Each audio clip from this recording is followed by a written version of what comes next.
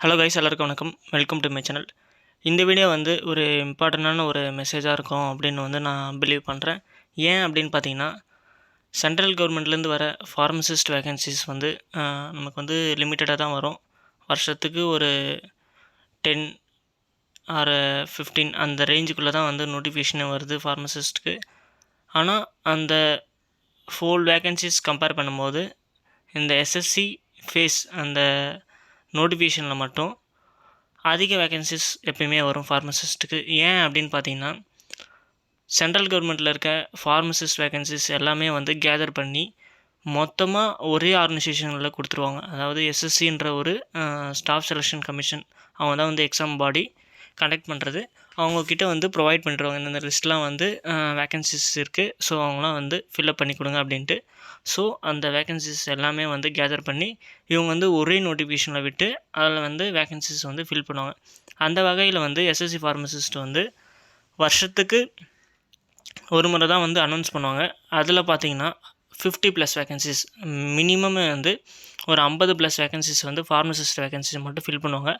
அது மட்டும் இல்லாமல் இதில் junior scientific assistant, junior drug inspector, அந்த ரேஞ்சில் இருக்குது பார்த்திங்களா, ட்ரக் இன்ஸ்பெக்டர் கீழே அந்த போஸ்ட்டுலாம் இவங்க ஃபில் பண்ணுவாங்க.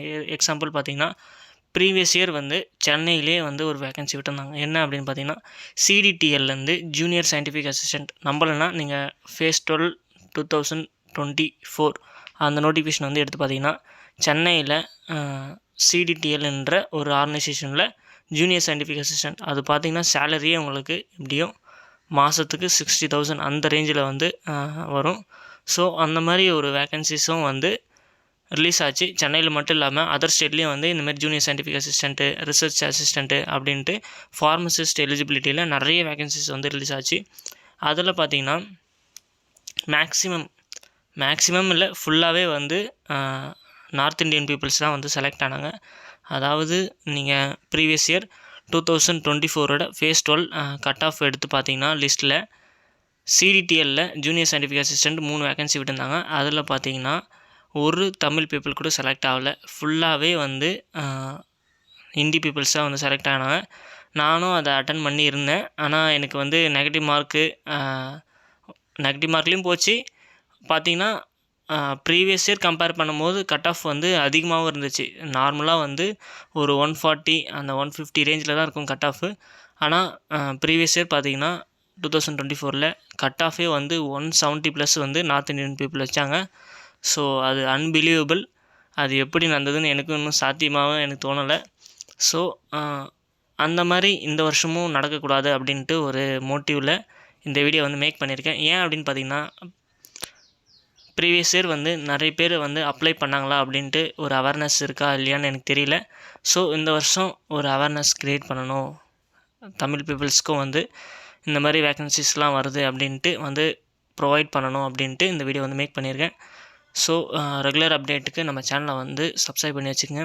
இந்த வீடியோவில் என்ன உங்களுக்கு டவுட்ஸ் இருந்துச்சுன்னா மறக்காமல் கமெண்ட் பண்ணுங்கள். ஏன்னா this is a big opportunity in this year. So இதை மிஸ் பண்ணிடாதீங்க. மிஸ் பண்ணிங்கன்னா விவில் நம்ம இதை பின் விளைவு சந்திப்போம்.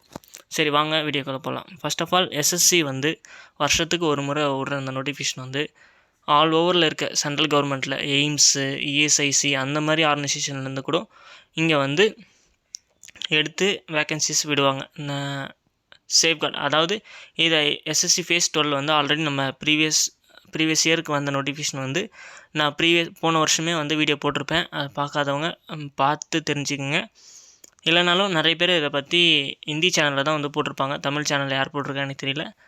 அதுக்கப்புறம் பார்த்தீங்கன்னா, உங்களுக்கு போஸ்டிங் எங்கே இருக்கும் அப்படின்னு பார்த்தீங்கன்னா, எனிவர் இந்தியாவில் எங்கே வேணா இருக்கலாம். சென்னையில் விட்டாங்கன்னா நீங்கள் சென்னையில் அப்ளை பண்ணிங்கன்னா, சென்னையில் செலக்ட் ஆகிங்கன்னா சென்னையிலே உங்களுக்கு போஸ்ட் கிடைக்கும். எங்கெங்கெல்லாம் இருக்குது அப்படின்ட்டு செலக்டிவாக ரீஜன் வைஸ் கொடுப்பாங்க. Southern region, north region, east region, west region, central region, இந்த மாதிரி ரீஜன் வைஸ் பிரித்து அதில் வேகன்சிஸ் விடுவாங்க. இப்போ சென்னையில் எடுத்துக்கிட்டிங்கன்னா நமக்கு இஎஸ்ஐ தான் சென்ட்ரல் கவர்மெண்ட்டு. அது மட்டும் இல்லாமல் நெக்ஸ்ட்டு இன்னொரு சென்ட்ரல் கவர்மெண்ட் இருக்குது, அது பேர் எனக்கு மறந்து போச்சு. அதை பற்றி கூட ஒரு வீடியோ போட்டிருந்தேன். நெக்ஸ்ட்டு பார்த்திங்கன்னா, எங்கெங்கெல்லாம் சென்ட்ரல் பாடி இருக்கோ அங்கெல்லாம் ஃபார்மசிஸ்ட் வேகன்சின்னு தான் இவங்க எடுத்து போடுவாங்க. நெக்ஸ்ட்டு இதுக்கான சிலபஸ் கம்ப்ளீட்லி டிஃப்ரெண்ட். ரயில்வே ஃபார்மசிஸ்ட்டுக்கு அப்ளை பண்ணி எழுதுனவங்களுக்கு தெரியும். என்ன அப்படி பார்த்தீங்கன்னா, ஆப்டிடியூட் ஃபுல்லாகவே ஆப்டிடியூட் தான் வந்து சிலபஸ்ஸு. என்ன அப்படி பார்த்தீங்கன்னா, general intelligence, general awareness, quantitative aptitude, English, இந்த 4 சப்ஜெக்ட் தான் வந்து உங்களுக்கு எக்ஸாம் பேட்டர்ன் சிலபஸ் எல்லாமே. இதில் வந்து ஒரு டாப்பிக்லேருந்து 25 கொஷின்னு, மொத்தமாக வந்து ஒரு 200 மார்க்குக்கு எழுதுவீங்க. அதில் வந்து நீங்கள் ரீஜன் வைஸ் அப்ளை பண்ணுறதுலையும் அண்ட் தென் உங்களுக்கு லக் இருக்கிறதுலையும் ரெண்டுத்தையும் வச்சு உங்களுக்கு வந்து சம்டைம்ஸ் வந்து 100 மார்க் எடுத்தவங்களுக்கும் வேகன்சிஸ் சீட்டு கிடைக்கும். நெக்ஸ்ட்டு ஒருத்தவங்களுக்கு 180 எடுத்தால் தான் கிடைக்கும், அந்த மாதிரி கூட வரும். லக் இருந்தால் சில இடத்துக்கு வந்து இப்போ சென்னைக்கு எடுத்துக்கிட்டிங்கன்னா, சென்னையில் ஒரு 2 பேர் தான் அப்ளை பண்ணியிருக்காங்க அப்படின்னு பார்த்தீங்கன்னா, அந்த இடத்த நீங்கள் அப்ளை பண்ணியிருந்தீங்கன்னா ஒருத்தன் ஃபெயிலு ஒருத்தன் பாஸ் ஜஸ்ட்டு பாஸ் ஆகிருந்தாலே உங்களுக்கு வேலை கிடச்சிரும். ஸோ நீங்கள் எந்த இடத்துக்கு அப்ளை பண்ணுறீங்க அப்படின்றத பொறுத்து தான் இருக்குது. ஸோ டீட்டெயில்டாக அந்த நோட்டிஃபிகேஷன் வந்தால் படித்து பார்த்துட்டு தான் அப்ளை பண்ணணும். படிக்காமல் அப்ளை பண்ணிங்கன்னா நமக்கு தான் நஷ்டம். நெக்ஸ்ட்டு இதுக்கான டியூரேஷன் வந்து 60 மார்க்கு. ரயில்வே ஃபார்மசிஸ்ட் நீங்கள் ஆல்ரெடி எழுதிருப்பீங்க. எப்படி இருந்தது இந்த ஜென்ரல் இன்டெலிஜென்ஸ்லாம் வந்து இவன் எப்போ இந்த கோட்டையை கட்டினா, எப்போ செத்தான், எப்போ வாழ்ந்தான், அப்படி இப்படின்னு வரும். ஐஎன்எம், காந்தி பற்றி, ஃப்ரீடம் பற்றி நிறைய வரும். அதெல்லாம் வந்து ஜென்ரல் இன்டெலிஜென்ஸில் வந்துடும். ஜென்ரல் அவேர்னஸ் இந்த ரெண்டுத்துலேயும் சொல்கிறேன், ரெண்டுத்துலேயும் மிங்கிள் ஆகி வரும். ஜென்ரல் அவேர்னஸ் வந்து இந்த கரண்ட் அஃபேர்ஸ்லாம் இருக்குது பார்த்தீங்களா, கரண்ட்டாக வந்து என்ன பிரச்சனை போயிட்டுருக்கு இந்தியாவில், என்ன மிசைல் வந்து புதுசாக கண்டுபிடிச்சிருக்காங்க, என்ன சயின்டிஃபிக் இன்ஸ்ட்ருமெண்ட்டை வந்து கண்டுபிடிச்சிருக்காங்க அப்படிலாம் வந்து கேட்பாங்க. இன்டெலிஜென்ஸில் வந்து இந்த ரீசனிங்லாம் இருக்குது பார்த்தீங்களா, seating arrangement, clock and then வந்து ட்ரையாங்கிள் நம்பரிங்கு, அந்த இதெல்லாம் வந்து டாபிக் வரும். குவான்டிடேட்டிவ் ஆப்டிடியூட்னாலே தெரியும், மேக்ஸு ஃபுல்லாகவே மேக்ஸ் தான். அதில் வந்து மென்சுரேஷன் அது இதுன்னு வரும் நிறைய, அதை நான் எண்டில் சொல்கிறேன். நெக்ஸ்ட்டு இங்கிலீஷில் அந்த கிராமரு அதெல்லாம் வரும், உங்களுக்கு பேசிக்காகவே தெரியும். இதை வந்து 60 நிமிஷத்தில் முடிக்கணும். இது வந்து நீங்கள் பர்ஃபெக்டாக ஒரு நாலேஜ் இருந்ததுன்னு அப்படின்னா கண்டிப்பாக அடித்து தூக்கலாம் வேலையை. இல்லைன்னா ஜஸ்ட்டு ஒரு லக்குக்காச்சு அப்ளை பண்ணி நீங்கள் எழுதுங்க. ஜஸ்ட்டு நம்மளோட போஸ்ட்டு நம்ம அடிக்கணும் அப்படின்ட்டு ஒரு மோட்டிவோடு அப்ளை பண்ணி எழுதினாலும் போதும். இதுக்கு அப்ளிகேஷன் ஃபீஸ் எவ்வளோ அப்படின்னு பார்த்தீங்கன்னா வெறும் 100 ரூபா தான். அதுவும் பாய்ஸ்க்கு மட்டும்தான் 100 ரூபா. SC, ST and then women, பிடபிள்யூடிக்கெலாம் வந்து ஃப்ரீ தான். ஸோ மிஸ் பண்ணிடாதீங்க. நெக்ஸ்ட்டு பார்த்தீங்கன்னா சிலபஸ். இதுக்கான சிலபஸ் வந்து ஃபஸ்ட்டு சொன்ன மாதிரி ஜென்ரல் இன்டெலிஜென்ஸில் வந்து இந்த ரீசனிங்லாம் இருக்குது பார்த்தீங்களா, இதை பற்றி நீங்கள் யூடியூப்பில் போட்டாலே வந்து ஃபுல்லாக உங்களுக்கு கிளியராக வந்து தெரியும். ரீசனிங்கில் என்னென்ன அந்த அனலாக்ஸு இதெல்லாம் வந்து நான் சொன்னாலும் வந்து உங்களுக்கு கொஞ்சம் புரியும், நிறைய புரியாது. ஏன் அப்படின்னு பார்த்தீங்கன்னா இதை வந்து நீங்கள் விஷுவலாக பார்த்தா தான் உங்களுக்கு புரியும். நெக்ஸ்ட்டு பார்த்தீங்கன்னா அவேர்னஸ் நான் சொன்ன மாதிரி current affairs, history, geography, static, GK அந்த மாதிரிலாம் இருக்கும். ஸோ அதெல்லாம் ப்ரிப்பேர் பண்ணுற மாதிரி இருக்கும். மேக்ஸில் வந்து arithmetic, number system and then decimal, fraction, relationship, mensuration, அப்படி இப்படின்னு அல்ஜிப்ரா நிறைய வரும். ஸோ அதெல்லாம் நீங்கள் வந்து படிக்கிற மாதிரி இருக்கும்.